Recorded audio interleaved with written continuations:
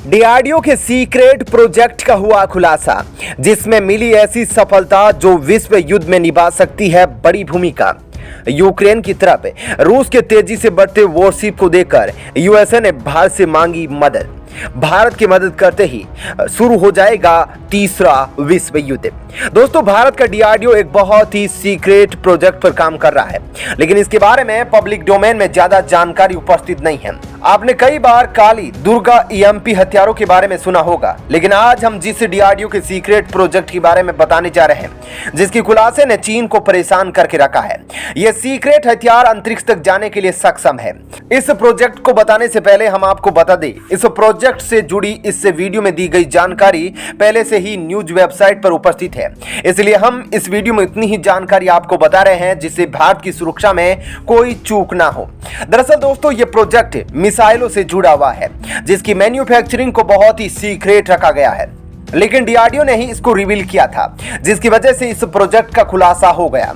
DRDO के chairman जी सतीश रेड्डी एक video conferencing कर रहे थे, तभी उनके बैकग्राउंड में एक मिसाइल की तस्वीर लगी थी, और इस मिसाइल की तस्वीर में साफ तौर पर देखा जा सकता है जिस पर मिसाइल प्रोजेक्ट वेदा लिखा है। इसके बारे में इस मिसाइल को लेकर कई प्रकार के अनुमान लगाए गए, लेकिन असल में यह प्रोजेक्ट किससे संबंधित था, आपको आगे वीडियो में पता चलेगा। जैसे कि आपको पता ही होगा, डीआरडीओ के जो प्रोजेक्ट जितने सीक्रेट होते हैं उतना ही खतरनाक होते हैं। इस प्रोजेक्ट के खुलासे के बाद कई प्रकार के अनुमान लगाए जा रहे थे, लेकिन यह प्रोजेक्ट किससे संबंधित है, इस बात का खुलासा अभी हाल ही में हुआ है, और इस खुलासे से हमारा पड़ोसी देश चीन बहुत परेशान हो रहा है, क्योंकि भारत पहले से ही इस क्षेत्र में महारत हासिल कर चुका है। लेकिन अब ये जो सीक्रेट प्रोजेक्ट है, यह भारत को और भी शक्तिशाली बनाने वाला है। दरअसल यह पूरा मामला पृथ्वी से अंतरिक्ष तक सफर करने वाली एक मिसाइल से जुड़ा है, जिसे मोबाइल सैटेलाइट लॉन्च के नाम से जाना जाता है। भारत पहले ही 27 मार्च 2020 को एंटी सैटेलाइट यानी कि अंतरिक्ष में सैटेलाइट को मारने वाली मिसाइल का निर्माण करके दुनिया का चौथा देश बन गया था। अभी तक दुनिया में 4 ही देश ऐसे हैं जो अंतरिक्ष में किसी भी सैटेलाइट को अपनी मिसाइलों की सहायता से नष्ट कर सकते हैं। इन देशों में रूस, अमेरिका, चीन और भारत शामिल है। तो आप सोच रहे होंगे कि जब भारत में पहले से ही एंटी सैटेलाइट तकनीक मौजूद है, तो भारत के डीआरडीओ को अंतरिक्ष में जाने वाली एक और मिसाइल के निर्माण की क्या आवश्यकता थी, और क्यों इसे इतना सीक्रेट रखा गया है। तो आपको पता ही होगा, अंतर्राष्ट्रीय नियमों के मुताबिक ब्रह्मांड को बहुत ही महफूज रखने की कवायद बहुत पहले से शुरू हो गई थी। राष्ट्रीय नियमों के मुताबिक कोई भी एक देश दूसरे देश की सैटेलाइट से छेड़छाड़ नहीं कर सकता है, लेकिन जिस तरीके से भारत का विवाद चाइना से बढ़ता जा रहा है, चाइना भरोसे के लायक देश नहीं है।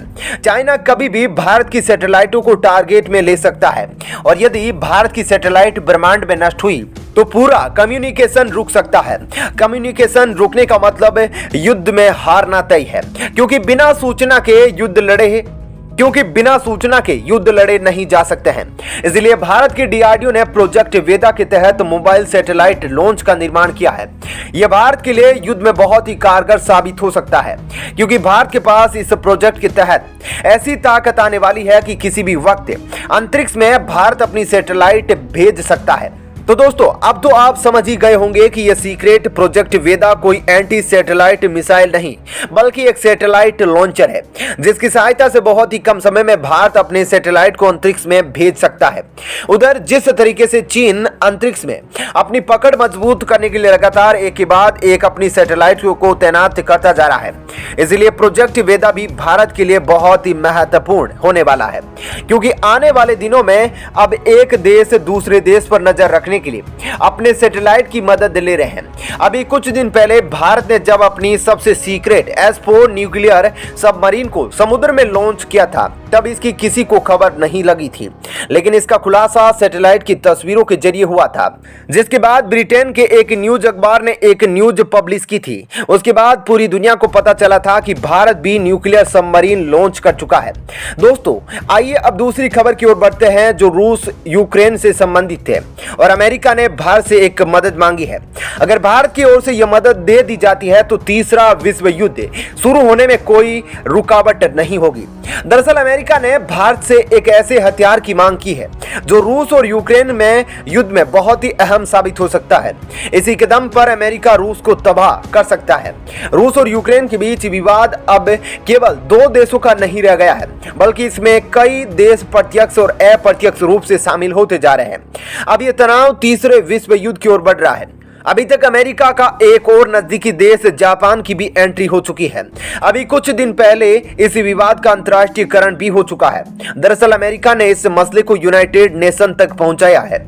जब यूनाइटेड नेशन में इसके सदस्य देशों ने इस मसले का अंतर्राष्ट्रीयकरण करने के लिए अपने मत का प्रयोग किया था, तो भारत ने अपना मत जाहिर ना करके यह स्पष्ट कर दिया था कि भारत ना तो यूक्रेन के पक्ष में है और ना ही रूस के पक्ष में है। इसके लिए रूस ने भारत के प्रति आभार भी व्यक्त किया था। उधर दूसरी तरफ अमेरिका और ब्रिटेन खुलकर यूक्रेन का सहयोग कर रहे हैं। अमेरिका चाहता है कि यूक्रेन की मदद के लिए भारत भी आगे आए।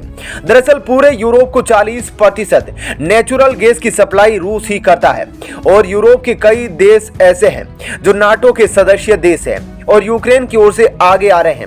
जर्मनी भी नाटो का सदस्य है और जर्मनी रूस के ही नेचुरल गैस पर पूरी तरह से निर्भर है।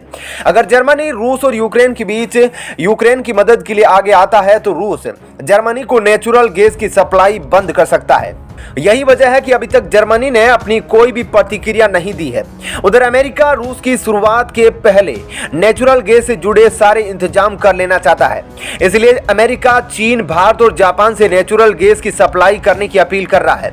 जापान पहले ही कह चुका है कि वह जल्द ही नेचुरल गैस की सप्लाई शुरू कर देगा और उधर अमेरिका को चीन से कोई उम्मीद ही नहीं है, क्योंकि चीन पहले ही रूस के पक्ष में खुलकर समर्थन दे चुका है। इसलिए अमेरिका भारत से कह रहा है कि वह नेचुरल गैस की सप्लाई शुरू कर दे।